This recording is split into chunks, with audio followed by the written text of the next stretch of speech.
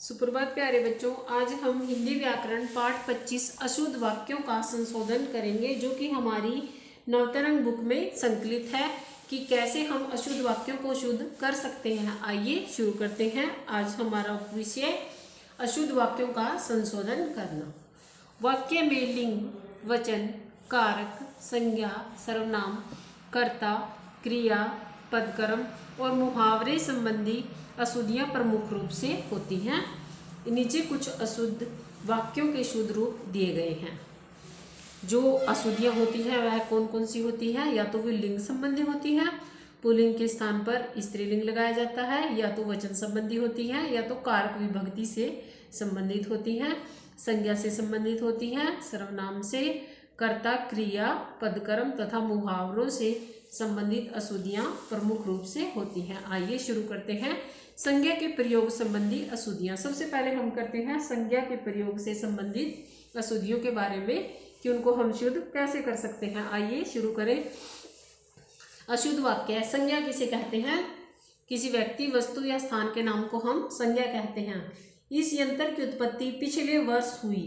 अब आप ये देखिए, इसमें वाक्य है वह क्या है? उत्पत्ति, क्योंकि यंत्र जो होता है उसका क्या होता है? आविष्कार। तो हम क्या लिखेंगे? इस यंत्र का आविष्कार पिछले वर्ष हुआ।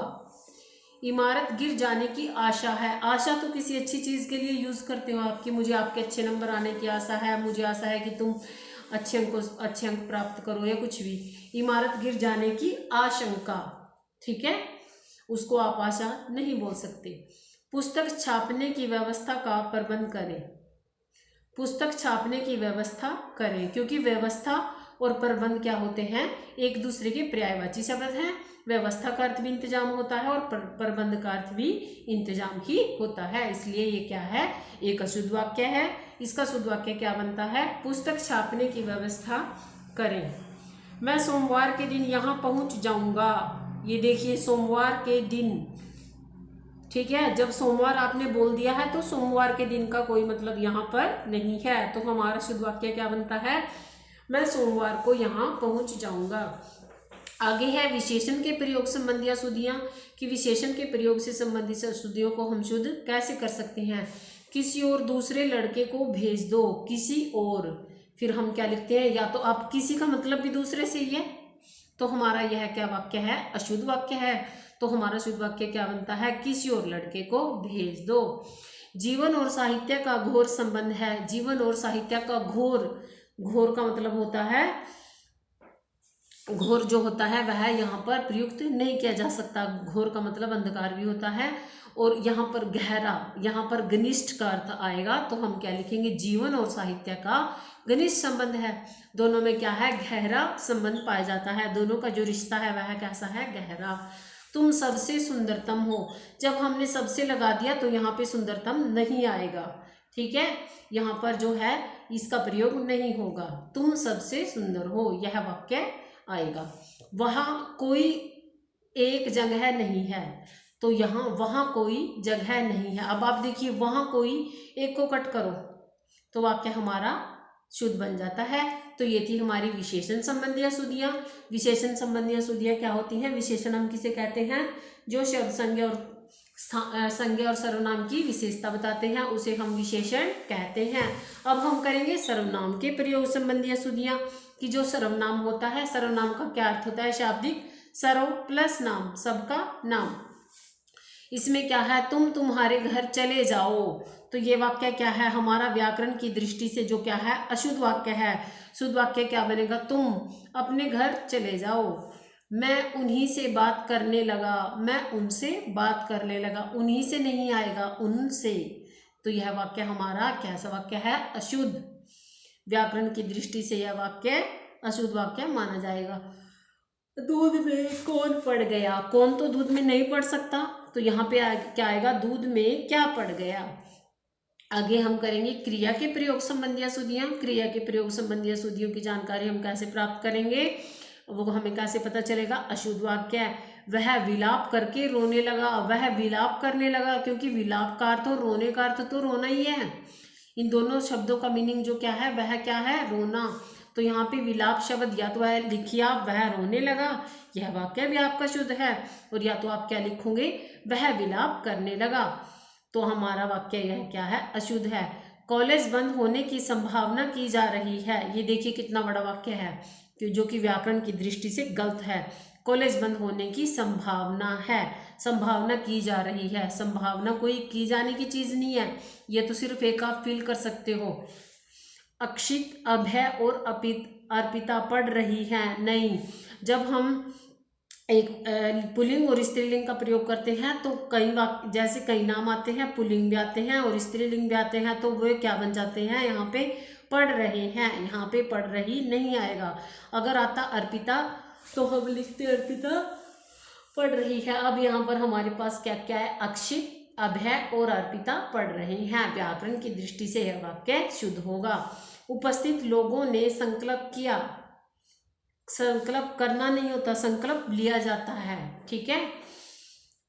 उपस्थित लोगों ने संकल्प लिया, तो हम क्या लिखेंगे, जो उपस्थित लोग थे वहां पे जो प्रेजेंट थे उन्होंने क्या लिया, संकल्प लिया। तो ये थी हमारी क्रिया के प्रयोग से संबंधित अशुद्धियां। हम 4 के बारे में पढ़ चुके हैं, संज्ञा के प्रयोग संबंधी अशुद्धियां, विशेषण के प्रयोग संबंधी अशुद्धियां, सर्वनाम के प्रयोग संबंधी अशुद्धियां, क्रिया के प्रयोग संबंधी अशुद्धियां। अब हम करेंगे संयुक्त क्रिया संबंधी अशुद्धियां। संयुक्त क्रिया क्या होती है, जब 2 क्रियाएं किसी समुच्चय बोधक से जुड़ी हुई होती हैं तो उसे संयुक्त क्रिया कहते हैं। यह काम अच्छा हो पड़ा है, नहीं, यह काम अच्छा बन पड़ा है। मैं उसे सब कुछ समझा लूंगा, मैं उसे सब कुछ समझा दूंगा, समझा लूंगा नहीं दूंगा, क्योंकि आपने अपने आप को नहीं समझाना है। जैसे मैं खुद समझ लूंगा तो मेरा यह वाक्य ठीक है, मैं उसको समझा दूंगा, तो यहाँ पे लूंगा शब्द नहीं आएगा। उसने देश को भारी संकट से रोक दिया, ये देखो कितना गलत है, उसने देश को भारी संकट से बचा लिया, ठीक है। यह सुनते ही उसका चेहरा गिर गया, चेहरा गिरता नहीं है, चेहरा जो फेस होता है वह उतर जाता है, तो यह क्या लिखेंगे यहाँ पर हम, यह सुनते ही उसका चेहरा उतर गया। अब है मुहावरे संबंधी अशुद्धियां। मुहावरे संबंधी अशुद्धियों में हमने ऐसे ही करना है। मुहावरे, राम अपनी माँ की आंखों का चांद है, बताइए आंखों का चांद होता है, आंखों का तारा होता है, तो हम क्या लिखेंगे, राम अपनी माँ की आंखों, माँ के आंखों का तारा है। हम देश के लिए जान पर कुर्बान हो जाएंगे, नहीं, हम देश के लिए जान पर खेल जाएंगे, जान पर कुर्बान हो जाएंगे, यहाँ पर अशुद्ध वाक्य है। रसगुल्ले देखकर मेरे मुंह में लार टपक आई, नहीं, हम क्या बोलेंगे, रसगुल्ले देखकर मेरे मुंह में पानी आ गया। खेलने के बाद मेरे पेट में चूहे खेलने लगे, हम क्या लिखेंगे, खेलने के बाद मेरे पेट में चूहे कूदने लगे। मुहावरे संबंधी अशुद्धियां आप कब कर पाओगे, जब आपको मुहावरे याद होंगे, ठीक है। आगे है कारक संबंधी अशुद्धियां। कारक के कितने भेद होते हैं बच्चों, 8। कर्ता, ने, कर्म, को, करण, से, संप्रदान, के लिए, अपादान, से, संबंध, काके की, अधिकरण, में, पर, और संबोधन, हे, अरे, रे। जब आपको कारक चिन्ह आते होंगे, उनकी विभक्ति चिन्ह याद होंगे, तभी आप इन वाक्यों को अशुद्धि शोधन कर पाओगे। जो वाक्य अशुद्ध है तभी आप इन वाक्यों को शुद्ध कर पाओगे। पेड़ में बंदर बैठा है, ये देखिए वाक्य कितना गलत है, पेड़ पर बंदर बैठा है। हमारा शुद्ध वाक्य क्या बनता है कि पेड़ पर बंदर बैठा है। शरीर पर कई अंग होते हैं, शरीर में कई अंग होते हैं। सौम्या सोमवार में दिल्ली जाएगी, हम क्या लिखेंगे, सौम्या सोमवार को दिल्ली जाएगी। ऐश्वर्या ने प्रियंका ने बुलाया, ऐश्वर्या को ने प्रियंका को बुलाया। यहाँ पे जो ने है, ऐश्वर्या ने किसको बुलाया, प्रियंका को, तो हमारा यहाँ पर क्या आएगा, को। हमें आपका विश्वास है, तो इस वाक्य को हम शुद्ध कैसे करेंगे, हमें आप पर विश्वास है। आगे है हमारी लिंग संबंधी अशुद्धियां। लिंग संबंधी अशुद्धियों में क्या होता है, पुल्लिंग के स्थान पर स्त्रीलिंग का प्रयोग होता है और स्त्रीलिंग के स्थान पर पुल्लिंग का प्रयोग कर दिया जाता है, ठीक है। संज्ञा शब्द के जिस रूप से आपको पुरुष या स्त्री जाति का बोध होता है उसे लिंग कहते हैं। जब पुरुष जाति का बोध होता है तो उसे पुल्लिंग, और जब स्त्री जाति का बोध होता है तो उसे स्त्रीलिंग कहते हैं। यह बात एक उदाहरण से स्पष्ट किया जा सकता है, नहीं, हम क्या लिखेंगे, यह बात एक उदाहरण से स्पष्ट की जा सकती है। मेरा कमीज फट गया, मेरी कमीज फट गई, ऐसे। राम और सीता वन को गई, राम और सीता वन को गए, क्योंकि यहाँ पे क्या है, राम भी जा रहे हैं और सीता जी भी जा रही हैं, तो हम यहाँ पर गई शब्द का प्रयोग जो क्या है व्याकरणिक दृष्टि से गलत है। 10वें रात को वह चला गया, 10वें रात को क्या आएगा, 10वीं रात को वह चला गया। दही खट्टी हो गई, तो इसका शुद्ध वाक्य क्या बनता है, दही खट्टा हो गया। आगे है हमारा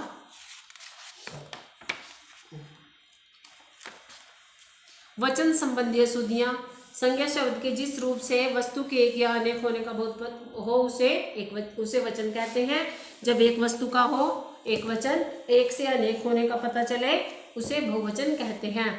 वे लोग विविध विषय से परिचित थे। विविध का अर्थ होता है भिन्न भिन्न, तो हम क्या लिखेंगे, वे लोग विविध विषयों से परिचित थे। 4 वेदों के नाम बताओ। 4 वेदों के, आप देखिए 4 वेदों का नाम बताओ। जब 4 वेदों आ गया है तो यहाँ पर कितने बन गए हैं, ये बहुवचन, तो हम क्या लिखेंगे, चारों वेदों के नाम बताओ। मेरा तो प्राण निकल गया, जो प्राण है वह हमेशा बहुवचन में प्रयुक्त होता है, तो हम क्या लिखेंगे, मेरे तो प्राण निकल गए। हर एक ने टोपियां पहन रखी थी। हर एक ने टोपी पहन रखी थी, क्योंकि जो हर एक था, हर एक का मतलब है प्रत्येक, यानी कि सबने। टोपी लिखना है आपने, क्योंकि टोपियां जो है एक बंदा एक ही टोपी डाल सकता है, इसलिए यह वाक्य जो है हमारा गलत है। शुद्ध वाक्य क्या होगा, हर एक ने टोपी पहन रखी थी। अब है अव्यय संबंधी अशुद्धियां। जो धन का भूखा है फिर वह साधु नहीं है। अव्यय क्या होते हैं, अविकारी शब्द, जिनमें लिंग वचन कारक के कारण आप परिवर्तन नहीं कर सकते। तो हमारा शुद्ध वाक्य क्या बनता है, जो धन का भूखा है वह साधु नहीं है।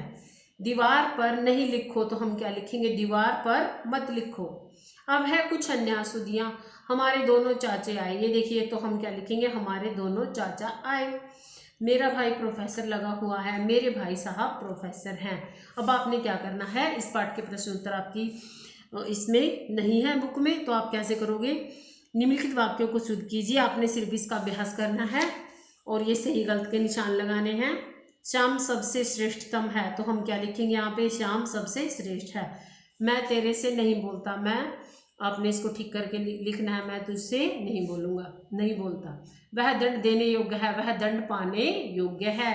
यह नारी कुल कलंक है, ये यहाँ पे भी जो वाक्य है गलत है।